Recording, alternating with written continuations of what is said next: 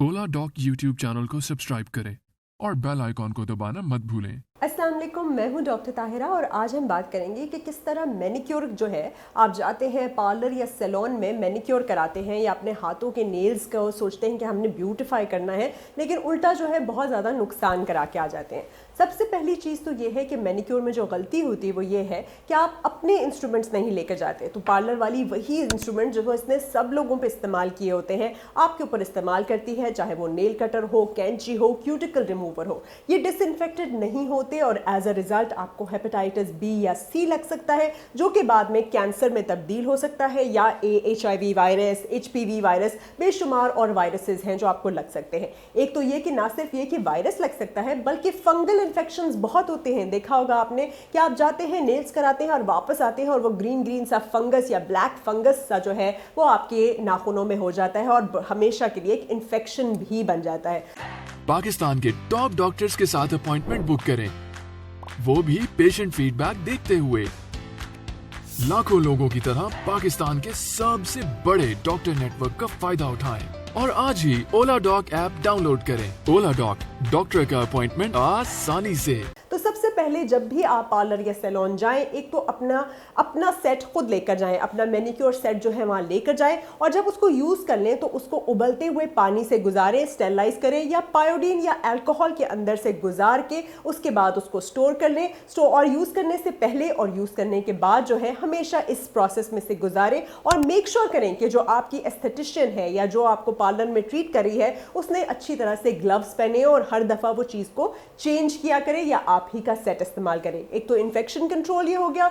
दूसरे नंबर पे जब वो काट रहे होते हैं तो उनको बोलना है कि बहुत ज़्यादा विगरसली और क्यूटिकल को बहुत ज़्यादा डीप नहीं कट करना, बहुत ज़्यादा पुश भी नहीं करना, क्योंकि आप जितना ज़्यादा डीप कट करेंगे और कट्स पड़ेंगे उतना ज़्यादा इन्फेक्शन कैच करने का डर है। बहुत सारे लोग तो फंगल इन्फेक्शन के बाद सेल्यूलाइटिस तक का शिकार हो जाते हैं।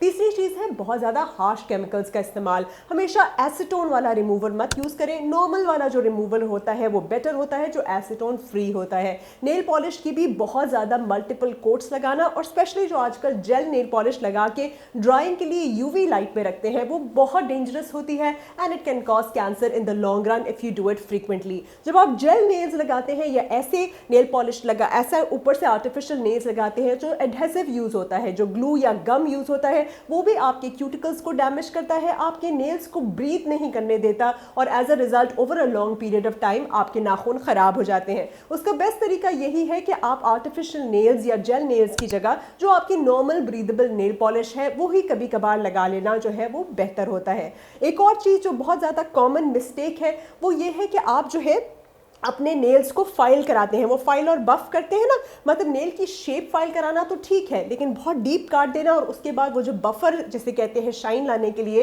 वो जब उसको बफ करते हैं तो नेल्स बहुत ज़्यादा थिन और ब्रिटल हो जाते हैं। बहुत ज़्यादा देर इमर्स रखने से पानी में और उसके बाद उसको तरह तरह के केमिकल्स लगाने के बाद आपने देखा होगा जब आप मैनिक्योर से वापस आते हैं तो नेल्स बड़े आराम से टूटने लगते हैं। इसलिए ज़्यादा बेहतर केयर के लिए यही है कि आप अपने हाथों को अच्छा सा साफ सुथरा रखें, अच्छा सा स्क्रब करें, उसके बाद रोज उसको मॉइस्चराइज करके पैराफिन या वैसलीन के साथ मॉइस्चराइज करके रात को सोएं। बहुत हार्श डिटर्जेंट्स और सोप्स का इस्तेमाल कम से कम करें। अपने डाइट के अंदर अपनी vitamin C, vitamin D, different vitamins को अच्छा रखें। फ्रूट्स और वेजिटेबल्स लें जिससे कि आपके नेल्स की हेल्थ भी स्ट्रांग रहे। ट्रिम्ड नेल्स रखें और अगर लंबे भी रखने हैं तो खुद अपने इंस्ट्रूमेंट से उसे फाइल करते रहें और नेल पॉलिश भी ब्रीदेबल नेल पॉलिश लगाएं जिसको आप बीच में हमेशा कुछ अरसे के लिए ब्रेक दें। इसी तरह से आपके हाथ भी खूबसूरत लगेंगे और आपके नेल्स भी। बहुत शुक्रिया।